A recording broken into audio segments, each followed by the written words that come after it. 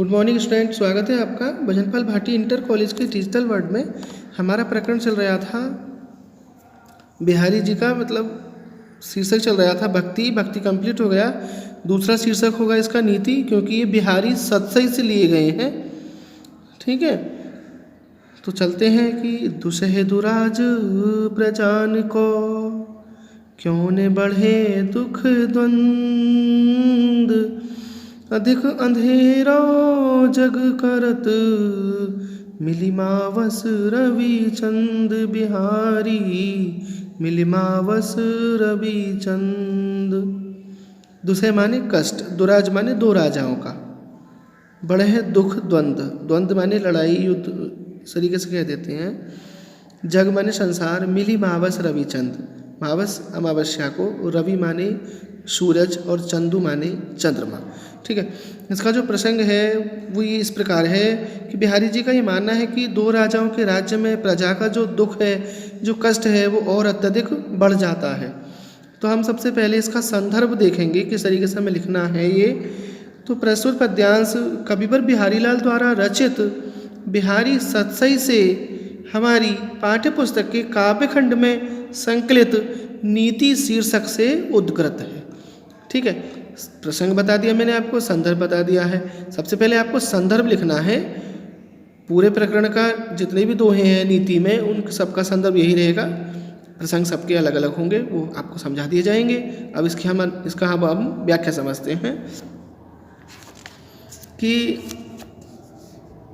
दुसहे दुराज प्रजान को, यानी दो राजाओं के असहनीय राज्य में प्रजाजनों का दोहरा दुख क्यों न बढ़ेगा, अर्थात अवश्य बढ़ेगा।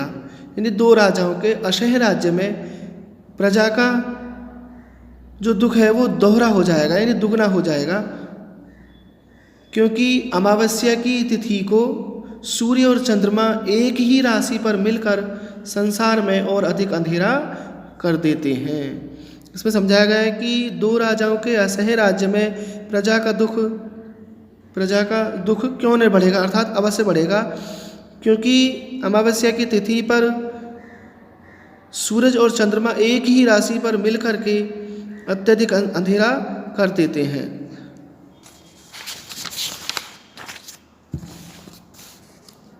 दूसरा सुनते हैं इसी गई कि बसे बुराई जासु तन, ताही को सन्मान, और भलो भलो कहीं छोड़िए, खोटे ग्रह जपु दान बिहारी, खोटे जपु ग्रह दान। ठीक है, इसका जो प्रसंग है वो इस प्रकार होगा कि बिहारी जी का जो मत है वो इस प्रकार है कि दुष्ट व्यक्तियों की स्थिति का इसमें चित्रण किया है। बिहारी जी ने दुष्ट व्यक्तियों की स्थिति का चित्रण किया है कि बसे बुराई जासु तन, तन माने शरीर, जासु माने जिसकी, यानी जिसके शरीर में बुराई बसती है, बुराई निवास करती है, संसार में उसी का ही सम्मान होता है। इसमें लिखा गया है कि बसो बुराई जासु तन ताही को सम्मान, यानी संसार, यानी जिस मनुष्य के शरीर में बुराई बसी हुई होती है, संसार में उसी का ही सम्मान होता है, जबकि भले ग्रह को भला कहकर छोड़ दिया जाता है, किंतु खोटे ग्रह आने पर दान जप आदि क्रियाएं की जाती हैं।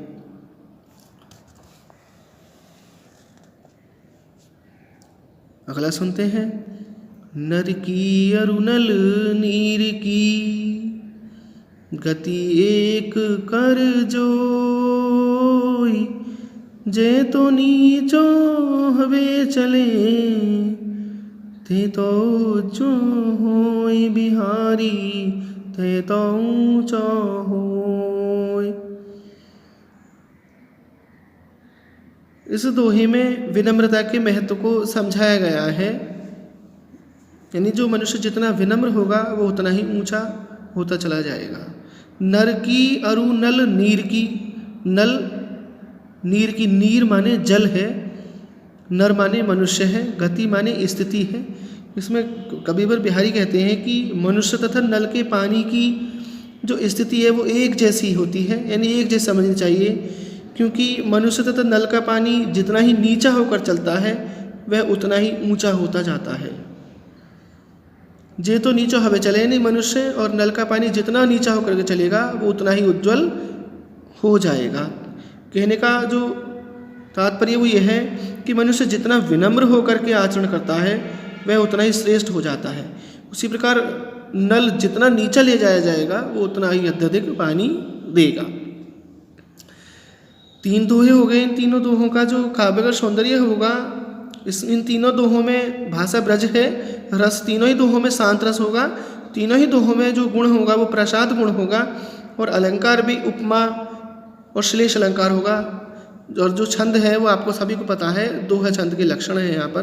ठीक है, अगला सुनते हैं। बढ़त बढ़त संपत्ति सलिल, मन सरोज बढ़ जाई, घटत घटत सून फिर घटे, बरु समूल कुमलाई बिहारी, बर समूल कुमलाई। कुमलाने का मतलब मुरझाना यानी नष्ट हो जाना।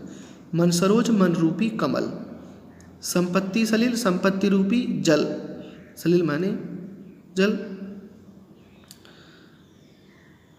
इसका जो प्रसंग है इस प्रकार होगा कि जो धन का मनुष्य के मन पर क्या प्रभाव पड़ता है उसको दर्शाया गया है इसमें। यानी जो धन होता है उसका जो मनुष्य के मन पर प्रभाव पड़ता है उसी की ही इसमें वर्णन किया गया है। कह रहे हैं कबीर बिहारी, जिस तालाब में कमल होते हैं उस तालाब में जब पानी बढ़ता है तो उसके पानी के बढ़ने के साथ साथ ही कमल की नाल भी बढ़ती चली जाती है। इसमें कहा कि बढ़त बढ़त संपत्ति सलिल मन सरोज बढ़ जाए। यानी जिस तालाब में कमल खिलते हैं यदि उस तालाब का जल बढ़ता है तो तालाब के जल के बढ़ने के साथ साथ जो कमल की नाल होती है वो भी बढ़ती चली जाती है। किंतु जब पानी नीचे उतरता है यानी पानी कम होता है तो वह बढ़ी हुई जो नाल है वो कभी नहीं घटती अपितु संपूर्ण नष्ट हो जाती है। उसी प्रकार मनुष्य की जो इच्छाएं होती हैं यानी मनुष्य के जो मनरूपी कमल है अर्थात संपत्ति है वो बढ़ने पर, मनुष्य की संपत्ति बढ़ने पर मनुष्य की जो इच्छाएं होती हैं वो भी बढ़ती रहती हैं। लेकिन जैसे जैसे मनुष्य का धन समाप्त हो जाता है वैसे मनुष्य की इच्छाएं कभी समाप्त नहीं होती अपितु चाहे मनुष्य संपूर्ण ही नष्ट क्यों ना हो जाए। ठीक है, अगला सुनते हैं। जो चाहत चटक ने घटे, मेलो हो न मीत, रज राज सुने चुभाई, तो नेह चीक ने चीत बिहारी, ने चीक ने चीत। चित हृदय को कहा गया है, नेह मानी स्नेह रूपी है, रज राजसु, रज धूल को कहते हैं। वैसे रजोगुण जो होते हैं, दोष जो होते हैं हमारे, जो चाहत चटक न घटे, मेल हो न मीत, मीत यानी मित्रता। कह रहे हैं इसमें समझाया गया है कि एक अनुभवी व्यक्ति अपने मन को शुद्ध करने की शिक्षा देता हुआ कहता है। इसमें एक अनुभवी व्यक्ति जो है वो अपने मन को शुद्ध करने के लिए एक शिक्षा दे रहा है कि हे मित्र, यदि तुम चाहते हो कि तुम्हारे चित्त की यानी हृदय की जो चटक है अर्थात जो हृदय की उज्ज्वलता है वो कभी समाप्त न हो, तो प्रेम रूपी तेल से चिकने उस हृदय को घमंड क्रोध आदि रजोगुण रूपी धूल का स्पर्श मत होने दो। तात्पर्य यह है कि तेल लगी हुई वस्तु को धूल मैला करके कांतिहीन बना देती है। उसी प्रकार चिकने एवं स्वच्छ हृदय को घमंड क्रोध आदि रजोगुण रूपी दोषों से दूर कर दो, यानी उनसे मलिन मत होने दो। बसो बुरो बुराई जो तजे, चौत तोचित खरो डरात, जौन कलंक मयंक लख, गने लोग उत्पात बिहारी, गने लोग उत्पात। इसमें समझाया गया है कि यदि दुष्ट व्यक्ति अचानक अपनी दुष्टता को, अपने दोस्तों को छोड़ दे तब भी उससे संसार में उपद्रव मचाने की शंका बनी रहती है, यानी फिर भी मनुष्य उससे डरते हैं। सीधे शब्दों में ये कहा गया है कि यदि कोई मनुष्य अपनी बुराई को छोड़ दे तब भी दूसरे व्यक्ति उससे डरते हैं। यदि दुष्ट व्यक्ति अचानक ही अपनी बुराइयों को छोड़ दे तो उससे भी लोगों के मन में ये आशंका बनी रहती है, उनके हृदय में डर बना रहता है कि जैसे निष्कलंक चंद्रमा को देखकर अपशकुनों की संभावनाएं होने लगती हैं। शास्त्रों के अनुसार चंद्रमा के निष्कलंक रूप में उदित होने पर पृथ्वी पर उत्पात होने का यानी उथल पुथल होने की बात होती है। फिर सुनिए, यदि कोई मनुष्य अपनी बुराई को छोड़ दे फिर भी लोगों के मन में उसके प्रति डर बना रहता है, ठीक उसी प्रकार जिस प्रकार निष्कलंक चंद्रमा को देख करके संसार में उत्पात की स्थिति उत्पन्न हो जाती है। अंत में इसका स्वार्थ सुकृत ने समप्रथा देख विहंग विचार बाज पराए पानी पर तू पछन ने मार बिहारी तू पछन ने मार। इसमें समझाया गया है कि दूसरे के बहकाए में आकर अपने साथियों के साथ दुर्व्यवहार करने वाले व्यक्ति को बाज की संज्ञा दी गई है। दुर्व्यवहार करने वाले व्यक्तियों को दूसरों के साथ बाज की संज्ञा दी गई है।